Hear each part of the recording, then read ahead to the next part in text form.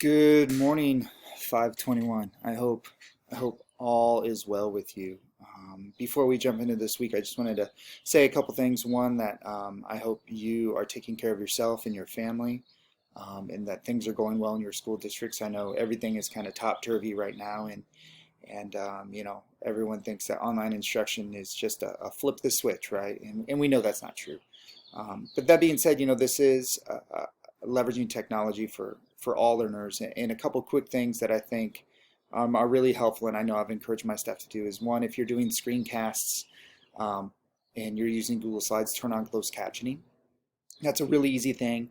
That is a high leverage point and low tech. Another thing is if you're doing screencasts or using videos of yourself, upload them to YouTube. It has an auto captioner. And so you can do that setting in YouTube to where the captions come on, and just those two little low leverage points are really easy but really impactful for a lot of our students that need to see the words, not just hear your voice. Last week going through the discussion post has been great. I plan on grading all your assignments today or tomorrow, so your grades will be updated. And speaking on grading moving forward, know that grading is going to be handled a little bit differently as far as if something's going on where time is just crunching down on you. Let me know. Reach out to me with the assignments. I would say make sure you're getting your discussion posts in, your initial and your two responses. And then if something's going on with an assignment, reach out and let me know before the fact, not after the fact.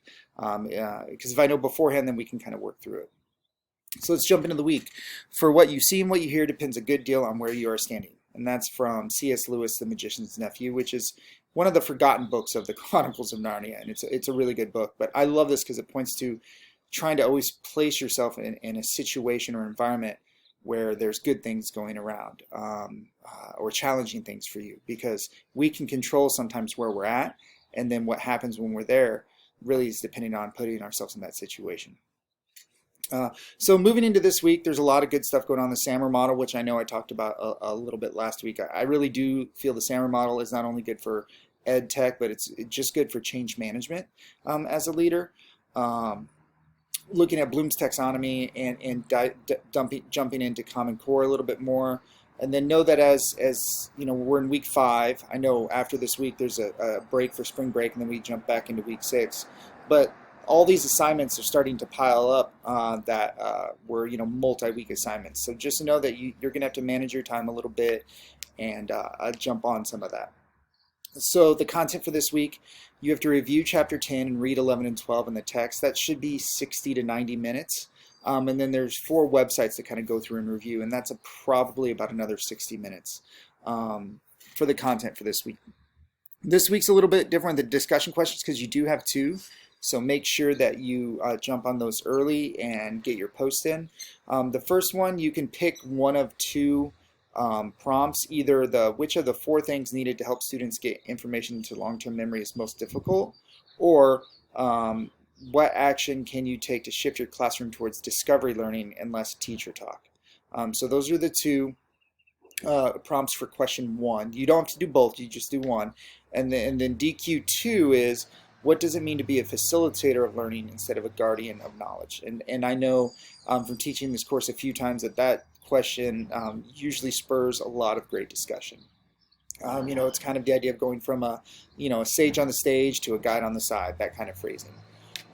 So your assignments for this week are your 2 discussion posts, and then Bloom's and the SAMR assignment. So jumping into that, really it's taking one of your current lesson plans, so please don't make something new, but pick one that you've already used, that you have, and highlight Bloom's and as well as SAMR into it.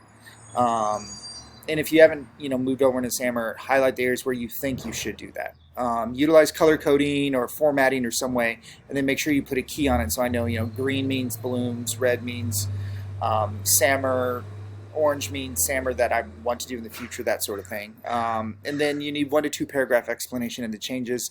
Always remember everything's in APA formatting, and that's not too hard or complex of an assignment for this week. So, but if you have any questions, as always, please reach out. So looking ahead, there's your e-portfolio, and there's the in-service tools presentation. So the ePortfolio, once again, the rubric does a really good job in the instructions of going through everything that's needed. The one thing I wanted to say is, you need each one of these as a page. And if there's subpoints, that's within that page. Use a vertical navigation, not horizontal, because horizontal with a lot of tabs gets kind of crazy. And then also, a few people ask, do we need explanations for every single piece of information we put on there? And it's no, you need a couple sentence description for each section, so each of those 14 sections. Not for each assignment that you put in there. So you're describing the assignments. And as always, make sure you do spell check and follow APA as best you can. But if you have any questions on this, I know a lot of you have been emailing me and asking me as we go, which is how it should be. And so finally, for the AT tools presentation, which is after we get back from spring break, the instructions do a really good job of outlining everything that's needed in there, all the different pieces. So really, it's a tool that you would present on to your staff, 8 to 10 slides. Really think about it not in the number of slides, but 10 to 15 minutes, which should be around 8 to 10, 8 to 12 slides.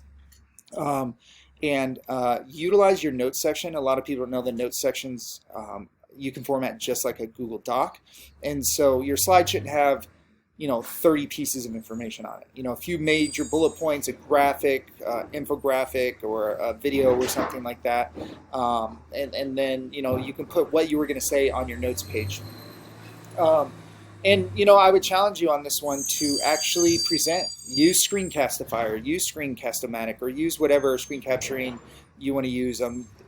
Do a Google Meet and record it and put that link out onto Twitter or Voxer and invite people in and actually give the presentation and record it and upload it. That may seem like more work, but I actually think that is probably easier than trying to pretend to present it in the notes and going through all the notes section. And then that way, it makes it real. And in this time where there's so much stuff going online, there might be a chance that there's someone out there that didn't know that information that you helped. And so that's really what it's all about, is helping other teachers grow.